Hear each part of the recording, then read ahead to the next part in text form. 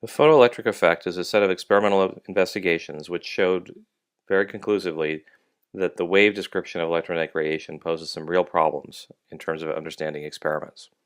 And in fact, the photoelectric effect was Einstein's first insight into why photons had to be the correct description. Let's try to take a look at this effect and why classical physics fails to describe it correctly. We're going to imagine that we're trying to eject charge from metal, and we're going to do it with light. Some of you are familiar with an electrometer, like this thing pictured in here. It consists of two foils that can hang limply straight down, or if they're charged with like charge, they'll repel each other. And in this picture you can see the two foils are pointing off at some angle because they both have a charge and they're repelling one another. How do you get that charge? Well, often you do something like take some fur, like is shown here, rub it on a plastic wand, and now you've built up static electricity on that wand. You can touch that wand now to this metal plate up here at the top and transfer that electric charge to this metal plate. And if this is conducted via wire down to these foils, well, now you've built up a total charge on the foils and they will start to repel. So you can see it in this picture, they both have a like charge. They're pulling away from each other because of the repulsion force. The interesting thing about the photoelectric effect is you can make these charges disappear from the foils by shining light on the metal foil up top here. And that's what's happening with this person's hand. They're shining a small flashlight or beacon here up against this metal, and it's ejecting electrons. The effect was first discovered by Hertz in the 1880s, and he was using also an electrometer to measure the presence of charge. In this case, we're going to shine UV or other light on that metal plate up there. Classically, we would imagine this light, this UV light, as a set of electric and magnetic fields, and that's going to start accelerating electrons in the metal because electric fields acting on electrons tend to cause them an acceleration.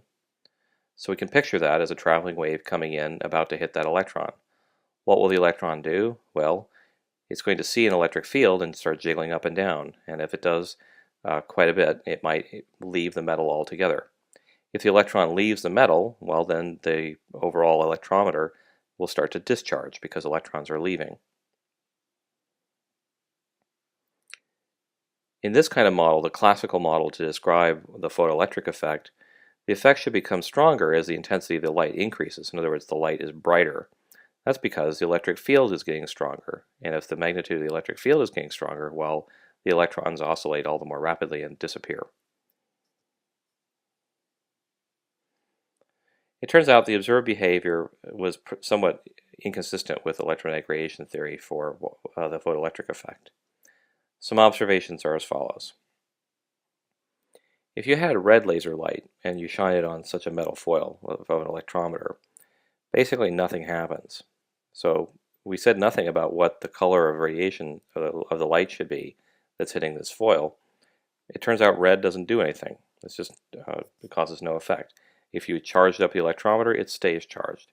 It won't discharge as a result of the red light hitting that metal plate. Likewise, if you had a positively charged plate, in other words, you stripped electrons off by rubbing a particular kind of silk on your plastic wand and then touching that to the plate, well, again, you'll get no effect. So it has to do with electrons, because positively charged zinc plate there would be a case where you had a deficiency of electrons and had mostly positive charges in the metal. On the other hand, if you had a negatively charged plate and hit that with ultraviolet light, well, then the leaf would drop in the electrometer. In other words, the electrometer would discharge. So it seems to depend on the wavelength of light that you're hitting it with, and it depends on what charge you have on the electrometer. This is somewhat hard to understand with the radiation theory or the electromagnetic wave theory for how this is supposed to occur, because wavelength or frequency never really took part of our considerations in terms of the magnitude of the electric field. So according to classical theory, the frequency should be irrelevant and only the intensity would increase the effect. Things got worse for the classical theory. fellow by the name of Philippe von Lenard made more careful studies of the photoelectric effect than did Hertz, and was able to show that some other things are going on as well that are just inconsistent with the wave theory. Lenard shined a beam of light on a foil. In this picture, it's marked with a U down here in the corner, right there. So the light ray comes in, hits that foil. Electrons are presumably ejected all over the place, and in particular are moving toward another metal foil marked E. Well, these two plates, U and E, were inside of a vacuum chamber and connected to a circuit. The circuit had the capability of having a voltage applied to it, and also had an ammeter, so you could measure the current that would be flowing if there was a current. Of course, there's two parallel plates here, and there's a gap in between them, so in principle, no current should flow because I don't have a complete circuit.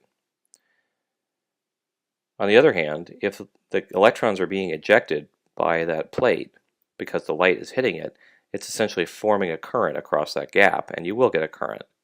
In fact, von Lenard was able to measure a current when he was shining light on this system.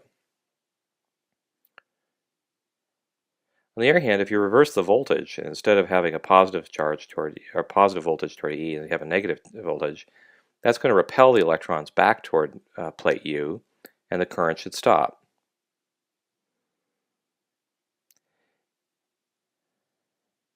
So von Lenard made some careful studies and found out which voltage was necessary on the plate E in order to stop the current.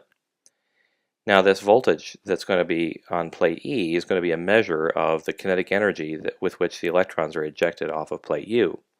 Why? Because in the case when you have a voltage at plate E, you're either accelerating the electrons off or you're taking those electrons, which initially had some kinetic energy as they leave U, and converting that into potential energy as they try to move over toward plate E.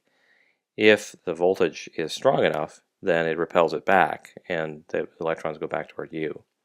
So von Lenard was using this voltage on plate E as a measurement of what's the kinetic energy of these electrons as they're ejected by the light hitting the plate U.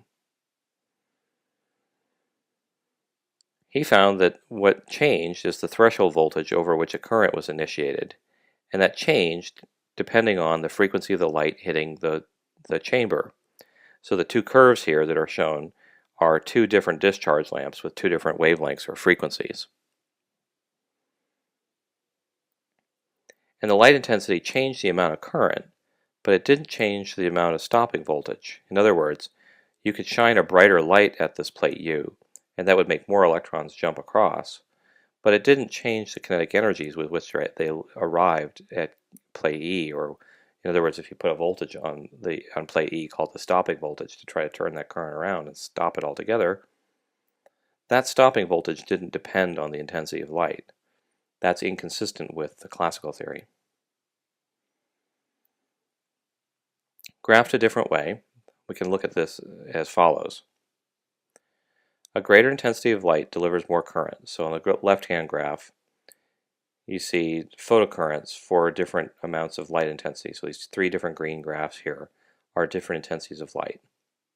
And they're plotted against the negative of that voltage that's trying to repel the electrons back toward the plate U. It has to be a negative voltage because, remember, a negative voltage would repel electrons. But the greater intensity of light doesn't change the stopping voltage. In other words, greater intensity doesn't increase the kinetic energy of the electrons that are ejected off of the metal. That's counterintuitive when you're thinking about the wave description of light. Classically, increasing the intensity should increase the electric field of the traveling electromagnetic wave, and that should give the electrons greater kinetic energy once they're ejected off the metal. So this graph is very difficult to understand with wave theory. The graph on the right is similarly difficult to understand. When we change the wavelength of the light hitting that metal plate U, what we see here is that the same photocurrent is coming across, but there's different stopping voltages. This means that blue light in this graph ejects electrons from the metal with higher kinetic energy than does red light. Something about that frequency of light gives the electrons more kinetic energy. Classically, the frequency of the light should have nothing to do with the kinetic energy gained by the electrons. The only thing that should matter is the intensity of the light. Both of these graphs, then, are very difficult to understand with the wave theory of how electrons get ejected in the photoelectric effect.